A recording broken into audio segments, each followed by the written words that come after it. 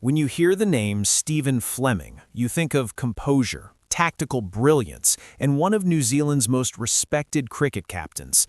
But buried in the shadows of cricket's darkest era, when match-fixing scandals were tearing the sport apart, his name briefly surfaced in a controversy that few people talk about today. This is not a story of a man banned. This is not a story of a player caught fixing. This is a story about an approach, an allegation, and the climate of corruption that surrounded world cricket at the time. And the real question is, what exactly happened? Stephen Fleming, former captain of the New Zealand national cricket team, led his country through one of its most respected eras. Calm under pressure, tactically sharp, and widely praised for integrity, Fleming built a reputation that very few captains in world cricket could match. But during the late 1990s, cricket was under siege. The sport was battling revelations that would later explode into full-scale investigations. The late 90s saw allegations against players from multiple countries. The shadow of bookmakers loomed over dressing rooms. The revelations involving players like Hansi Cronje would soon shock the world. Trust was fragile. Every unusual performance was questioned. It was during this climate, around the period of the ICC Cricket World Cup 1999, that Fleming later stated he had been approached by an Indian promoter offering improper incentives. Let's be very clear here. Fleming has publicly claimed that he was offered a bribe, not that he accepted one. There has never been any official charge, ban, or disciplinary action against him. No governing body, including the International Cricket Council, has found him guilty of wrongdoing. According to reports that surfaced in the years following the match-fixing investigations, Fleming stated that during the 1999 World Cup period, he was approached by an Indian promoter who allegedly suggested financial rewards in exchange for influence over aspects of the game. The offer, as reported, was not accepted. And this detail matters, because during that era, many players later testified that approaches from bookmakers and intermediaries were disturbingly common. Several international cricketers across different nations acknowledged being contacted, pressured, or tempted. The late 1990s were not normal times in cricket.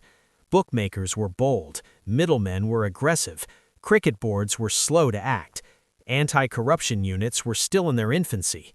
Many players later admitted they didn't even know how to formally report suspicious approaches. So when Fleming revealed that he had been offered a bribe, it fit into a broader pattern, not of participation, but of exposure. Now let's analyze what we actually know. Public records and reporting from the era indicate that Fleming stated he was approached. He did not accept any money. There was no evidence presented that he influenced any match improperly. No sanctions were ever imposed on him. His career continued uninterrupted at the highest level.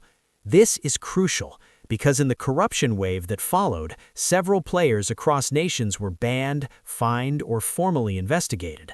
Fleming was not among them. But the allegation itself raises questions worth exploring.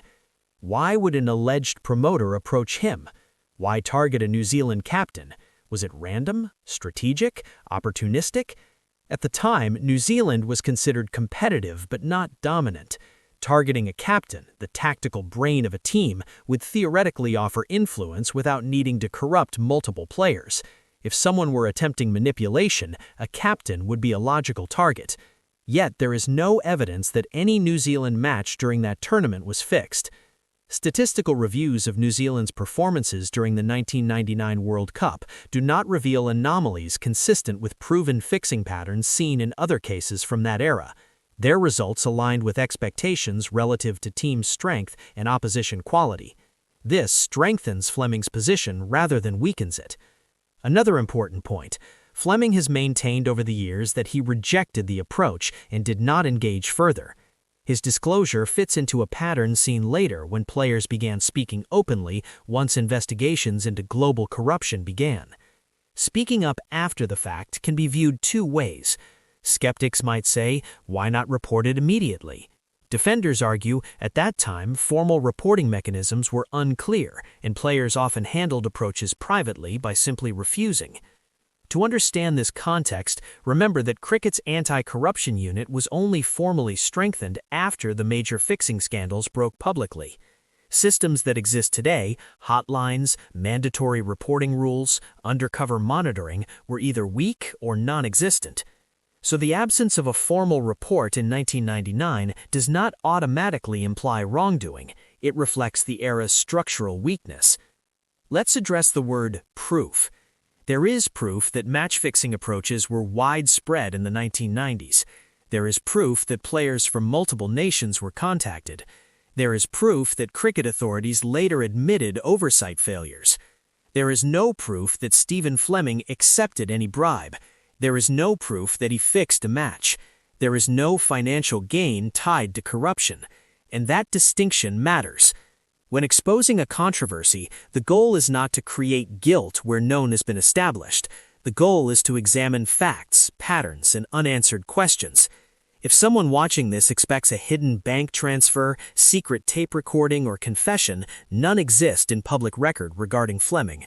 What exists instead is a claim of an approach during a corrupted era. And that brings us to the deeper layer of this story, the psychology of temptation. Imagine being a captain in the World Cup. Global stage, massive pressure, then someone offers money, potentially life-changing money. Some players in that era succumbed, some resisted, some reported, some stayed silent. Fleming says he refused. His later career trajectory supports the image of a man who remained trusted by teammates, boards, and global cricket bodies. He went on to become one of the most respected captains in New Zealand history, later coaching at elite franchise levels without reputational barriers. If there had been credible suspicion, it is unlikely that his post-playing career would have unfolded so smoothly. Critics might argue that not all corruption is detected. That is true in any sport. But serious accusations usually leave investigative footprints, leaked testimonies, financial trails, or formal inquiry mentions. Fleming's name does not appear among players sanctioned in official corruption verdicts of that era. The bigger scandal of the late 90s involved players who admitted guilt, were recorded in sting operations, or were named in formal judicial inquiries. Fleming was not included in those findings. So why does his name still resurface occasionally? Because the 1999 era is radioactive in cricket history. Any association, even an approach, becomes part of the narrative. And in the world of sports storytelling, proximity to scandal can sometimes be mistaken for participation in scandal. But there is a difference. An approach shows corruption existed around a player. Acceptance shows corruption existed within a player. That line is critical. Now let's talk about transparency. When former players openly acknowledge being approached, it can serve as a warning to future generations. It signals that corruption attempts are real and persistent. Fleming's admission, rather than denying ever being contacted, arguably adds credibility. It aligns with how many clean players later described their experiences once the fixing era was publicly exposed. If he had denied ever being approached and later evidence contradicted him, that would be suspicious. Instead, he acknowledged the reality of the time. In assessing legacy, context matters. Stephen Fleming's cricketing legacy remains primarily defined by leadership, tactical intelligence, and resilience. His team often punched above its weight. He was praised for professionalism. The alleged bribe offer is a footnote, not a defining chapter. But footnotes matter when studying the corruption era of cricket. They show how widespread the problem was. They show how vulnerable the sport had become. They show how close even respected figures came to the edge. The late 1990s forced cricket to reform. Stronger anti-corruption protocols were implemented. Reporting became mandatory. Undercover operations became common. Player education programs were introduced. Today's cricket environment is far more structured because of what that era revealed. So if we strip away exaggeration, what remains? Stephen Fleming claims he was offered a bribe by an Indian promoter during the 1999 World Cup period. He says he refused. There is no evidence of acceptance. There is no official finding of wrongdoing. There was no disciplinary action. That is the factual core. Everything beyond that is speculation, and speculation is not proof. In an era where many reputations were destroyed, some fairly and some tragically, Fleming emerged largely untarnished. The real exposure here may not be of one man, but of a system that allowed corruption attempts to become normalized in world cricket. Because if a respected captain could be approached during the sport's biggest tournament, what does that say about the state of governance at the time? That is the uncomfortable truth. This story isn't about catching Stephen Fleming in wrongdoing. It's about understanding how close the game came to collapse and how even the most respected figures were not immune to being targeted. History shows that corruption in cricket was real. It shows that approaches were widespread. It shows that reforms were necessary. But as of all available public evidence, Stephen Fleming remains a player who says he was approached and who did not cross the line. And in a scandal-ridden era, sometimes the most important story isn't about who fell, it's about who says they stood firm.